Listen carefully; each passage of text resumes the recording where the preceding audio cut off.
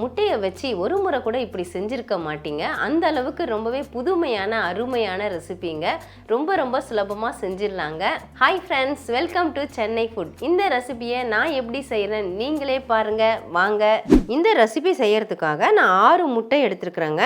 இந்த முட்டையை ஒன்று ஒன்றா உடச்சி நம்ம பவுலில் மாற்றிக்கலாம். ஒரு மிக்சிங் பவுல் எடுத்துக்கோங்க. ஒரு முட்டையாக நான் உடச்சி இதில் ஊற்றிக்கிறேன்.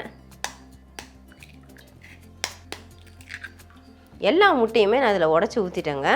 முட்டையில் சேர்க்கறதுக்காக 1/4 டீஸ்பூன் சால்ட் எடுத்துருக்கேங்க. அது இதில் சேர்த்துக்கிறேன். கலக்கிறதுக்காக 4 ஸ்பூன் வச்சு கலக்கிக்கோங்க. கொஞ்சம் ஈஸியாக இருக்கும், சீக்கிரமாக கலந்துரும். இப்போ நல்லா அடித்து கலந்து விட்டுக்கலாம். முட்டையை இந்த மாதிரி நல்லா கலந்து விட்டுக்கோங்க. இது அப்படியே இருக்கட்டும். முட்டையை வேக வைக்கிறதுக்காக இந்த மாதிரி ஃப்ளாட்டாக இருக்கக்கூடிய பாத்திரம் எடுத்துக்கோங்க. இதில் நாம் கொஞ்சமாக எண்ணெய் தடவி விட்டுக்கலாம். நான் ப்ரஷ் வச்சு தடவிக்கிறேன். வேக வைக்கக்கூடிய பாத்திரத்தில் எண்ணெய் தடவி விட்டாச்சுங்க. இப்போ நாம் கலந்து வச்ச இந்த முட்டையை இந்த பாத்திரத்துக்கு மாற்றிக்கலாம். முட்டையை நம்ம வேக வைக்கக்கூடிய பாத்திரத்துக்கு மாற்றியாச்சுங்க. இப்போ நம்ம வேக விட்டுடலாம். வேக வைக்கிறதுக்காக நான் இட்லி பாத்திரம் எடுத்துருக்கேங்க. 2 டம்ளர் அளவுக்கு குடிக்கிற தண்ணி நான் ஊற்றி வச்சுருக்கேன். ஸ்டவ் ஹை ஃப்ளேமில் வச்சுருக்கேன். இதில் வேக விடுறதுக்காக நான் 2 பெரிய வெங்காயம் தோலை சீவிட்டு 2ஆக கட் பண்ணி வச்சுருக்கேன். அதே மாதிரி 2 பெரிய தக்காளி, அதுலேயும் பாருங்கள் இந்த காம்பு பகுதி எடுத்துகிட்டு கட் பண்ணி வச்சுருக்கேன். இது அப்படியே இந்த கிண்ணத்தை உள்ளே வச்சுக்கலாம். இதில் சேர்க்கறதுக்காக 10 பல்லு பூண்டு தோல் உரித்து வச்சுருக்கேன். அது இதில் சேர்த்துக்கிறேன். கூடவே 1 இன்ச் அளவுக்கு இஞ்சி தோல் சீவிட்டு சின்ன துண்டுகளாக நறுக்கி வச்சுருக்கேன். அதையும் இதில் சேர்த்துக்கிறேன். நான் இட்லி பாத்திரத்தில் வைக்கிறேங்க. இட்லி பாத்திரத்தில் தான் வைக்கணுன்றது கிடையாது. நீங்கள் எந்த பாத்திரம், கடாயி, பேன் இதில் வேணாலும் நீங்கள் வேக வச்சுக்கலாம். இப்போ இதில் ஸ்டீமர் பிளேட் வச்சுக்கிறேன். நாம் கலந்து வச்ச இந்த முட்டை அந்த பேனை இதில் வச்சுக்கலாம். இப்போ நம்ம மூடி போட்டு விட்டுடலாம்.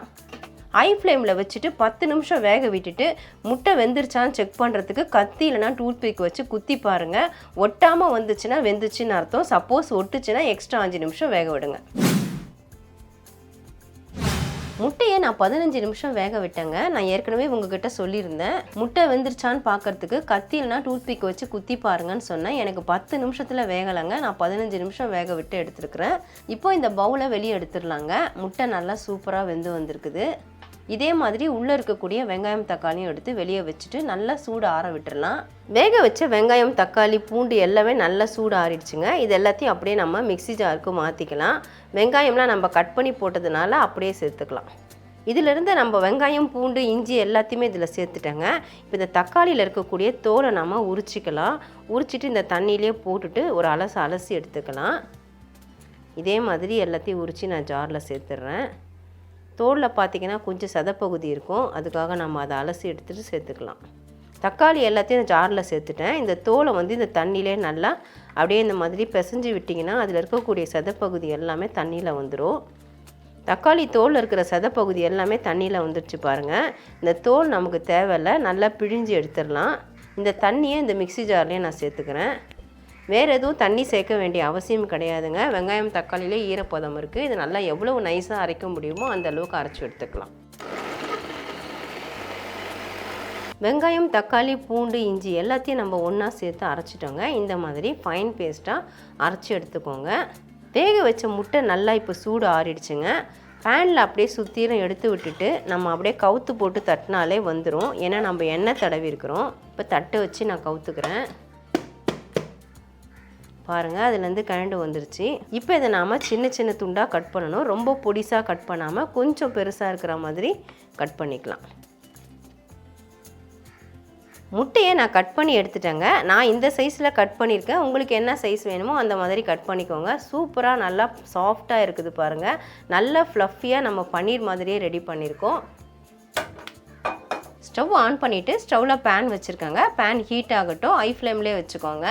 பேன் நல்லா ஹீட் ஆகிடுச்சுங்க. 1 டேபிள் ஸ்பூன் அளவுக்கு சமையல் எண்ணெய் சேர்த்துக்கலாம். நான் நல்லெண்ணெய் சேர்க்குறேன். எண்ணெய் சேர்த்துட்டு இதில் 2 கிராம்பு சேர்த்துக்கோங்க. கூடவே கொஞ்சமாக கல்பாசி, 1 பிரியாணி இலை சின்னதாக சேர்க்குறேன், 1 துண்டு பட்டை, 1 ஏலக்காய், கூடவே பார்த்திங்கன்னா 1/2 ஸ்பூன் சோம்பு. இதெல்லாம் சேர்த்துட்டு அப்படியே ஒரு பரட்டி விட்டுட்டு 1 பச்சை மிளகாயை நான் 2ஆக கட் பண்ணி வச்சுருக்கேன். அதை சேர்த்துக்கிறேன். கூடவே பார்த்திங்கன்னா கொஞ்சமாக கருவேப்பிலை சுத்தமாக அலசி உருவி வச்சுருக்கேன். சேர்த்துட்டு ஒரு மறுபடியும் பரட்டிக்கலாம். இப்போ நாம் அரைச்சி வச்ச இந்த விழுது அதை இதில் சேர்த்துக்கலாம். ஸ்டவ்வை சிம் பண்ணிவிட்டு சேர்த்துக்கோங்க. சேர்த்துட்டு அப்படியே நல்லா கலந்து விடுங்க, இல்லைன்னா வெளியே தெறிக்க ஆரம்பிச்சிடும். வெங்காயம் தக்காளியில் நம்ம வேக வச்சு சேர்த்துருக்கிறதுனால ரொம்ப நேரம் வதக்க வேண்டாங்க. ஒரு நிமிஷம் போல் இதில் நம்ம கலந்து விட்டாலே போதும். அடி லேசாக எண்ணெய் தெளிஞ்சு வர ஆரம்பிக்கும். இப்போ ஒரு நிமிஷம் ஆயிடுச்சுங்க. நான் நல்லா கலந்து விட்டுட்டு இருந்தேன். இதில் சேர்க்கறதுக்காக நான் ஃப்ரெஷ் பட்டாணி எடுத்துருக்காங்க, அதை நான் இதில் சேர்த்துக்கிறேன். இதை நம்ம வேக வைக்கணும்னு அவசியம் இல்லை, அப்படியே நம்ம சேர்த்துக்கலாம். சுத்தமாக கழுவி வச்சுருந்தேன், நான் இதில் சேர்த்துட்டேன். சப்போஸ் நீங்கள் வதக்கணும்னு நினச்சிங்கன்னா நம்ம தாளிப்பு கொடுக்கும் பொழுதே போட்டு நீங்கள் வதக்கிக்கலாம். நான் வதக்கலை, அப்படியே சேர்த்து ஒரு பரட்டிட்டேன். இப்போ ஸ்டவ்வை சிம் பண்ணிக்கோங்க. மசாலா சேர்த்துக்கலாம்.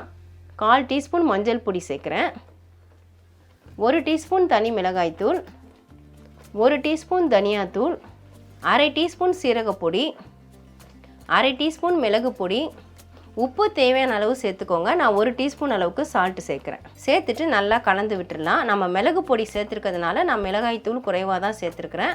உங்கள் உப்பு காரத்தை பொறுத்து நீங்கள் சேர்த்துக்கோங்க. இப்போ நல்லா கலந்து விட்டுக்கலாம். மசாலா சேர்த்துட்டு நல்லா கலந்து விட்டாச்சுங்க.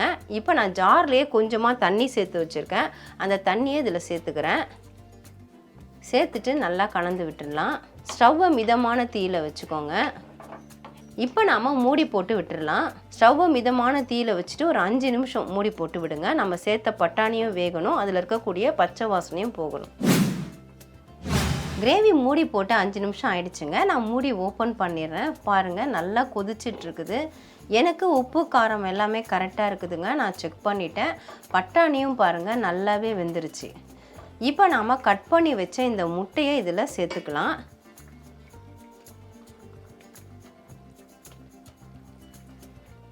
நாம் வேக வச்ச முட்டை பீசஸ் எல்லாம் சேர்த்தாச்சுங்க. இப்போ அப்படியே ஒரு கலக்கு கலந்து விட்டுக்கோங்க. கிரேவியோட திக்னஸ் எனக்கு கரெக்டாக இருக்குது, நீங்கள் செக் பண்ணிக்கோங்க. தேவைன்னா கொஞ்சம் தண்ணி சேர்த்துக்கலாம். இப்போ நல்லா மிக்ஸ் பண்ணி விட்டாச்சு. ஸ்டவ்வை மிதமான தீயில் வச்சுருங்க. 3 நிமிஷம் மறுபடியும் நாம் மூடி போட்டுக்கலாம். இந்த முட்டையில் உப்பு காரம்லாம் நல்லா ஏறணும், அதுக்காக தான். அப்போ தான் டேஸ்ட்டு நல்லாயிருக்கும். மூடி போட்டுவிட்டு 3 நிமிஷம் ஆயிடுச்சுங்க. நான் மூடி ஓப்பன் பண்ணிடுறேன். பாருங்கள் எவ்வளவு அருமையாக தயாராகிருக்கு, நல்லா கொதிச்சிட்ருக்குது. இப்போ நாம் கொத்தமல்லி தழையை தூவிட்டு லேசாக கலந்துக்கலாம். நான் கொஞ்சமாக கொத்தமல்லி தழை எடுத்து வச்சுருக்கேன், அதை இதில் தூவிக்கிறேன். ரொம்ப வேகமாக கலராமல் பொறுமையாக கலந்துக்கணும், இல்லைனா முட்டை உடஞ்சிரும். அவ்வளோதாங்க. இப்போ நம்ம ஸ்டவ் ஆஃப் பண்ணிக்கலாம். முட்டையை வச்சு அருமையான கிரேவி தயாராகிடுச்சுங்க. அவ்வளோதான் ஃப்ரெண்ட்ஸ், முட்டையை வச்சு அருமையான பன்னீர் கிரேவி நம்ம தயார் பண்ணிட்டோம். நீங்கள் கேட்பீங்க எதுக்கு முட்டையை வச்சு செய்யணும், நம்ம நார்மலாக கிடைக்கக்கூடிய பன்னீரை வச்சு செஞ்சு சாப்பிட்லாமேன்னு சொல்லிட்டு. நம்ம முட்டையில் பலவிதமாக ரெசிபி செய்வாங்க, ஆனால் இந்த மாதிரி ஒரு தடவை செஞ்சிங்கன்னா திரும்ப திரும்ப செய்வீங்க. நம்ம முட்டையை வேக வச்சு பன்னீர் பீசஸ் மாதிரியே கட் பண்ணி அதே மெத்தடில் செஞ்சுருக்குறோங்க. இன்னொரு விஷயம் என்னன்னு பார்த்தீங்கன்னா, பால்லையும் புரத சத்து இருக்குது, முட்டையிலையும் புரத சத்து இருக்குதுங்க. முட்டை சாப்பிடாதவங்க வேணால் பாலில் வச்சு செஞ்சு சாப்பிட்லாம், முட்டை சாப்பிட்றவங்க இது மாதிரி செஞ்சு சாப்பிட்லாங்க. பன்னீர் பீசஸ் மாதிரி நல்லா சாஃப்டாக அழகாக நம்ம கட் பண்ணி செஞ்சுருக்கோம். டேஸ்ட்டும் அதே மாதிரி அருமையாக இருக்குதுங்க. நான் சர்விங் பிளேட்டுக்கு மாற்றிட்டேன். எப்படி இருக்குன்னு நீங்களே பாருங்கள். பார்க்கும் பொழுதே அப்படியே சாப்பிட்ணும் போல் இருக்குதுங்க. டேஸ்ட் அவ்வளோ அருமையாக இருந்தது. இது பார்த்திங்கன்னா இட்லி, தோசை, சப்பாத்தி, பூரி எல்லாத்துக்குமே சைட் டிஷ்ஷாக வச்சு சாப்பிட்லாம். இப்போ உங்களுக்காக டேஸ்ட் எப்படி இருக்குதுன்னு பார்த்துடலாம். பாருங்கள், நான் கட் பண்ணி தான் எடுக்கிறேன். ஸ்பூன் அவ்வளோ சாஃப்டாக இறங்குது பாருங்கள். பீசஸும் ஒன்று அவ்வளோ அருமையாக இருக்குது. கூட நம்ம பட்டாணி சேர்த்து செஞ்சுருக்குறோம், பச்சை பட்டாணி. டேஸ்ட் இன்னும் கேட்கவே வேண்டாம். இப்போ டேஸ்ட்டு பார்த்துடலாமா? உண்மையிலே சூப்பராக இருக்குதுங்க. முட்டை நம்ம சேர்த்தது கிரேவியில் நல்லா உப்பு காரம் எல்லாமே ஏறி இருக்குது. நல்ல சாஃப்டாக இருக்குதுங்க, நல்லா பஞ்சு மாதிரி இருக்குது. அந்த உப்பு காரம் அந்த கிரேவி ஏறினதோடு சேர்த்து சாப்பிடும்பொழுது இன்னும் அட்டகாசமாக இருக்குது.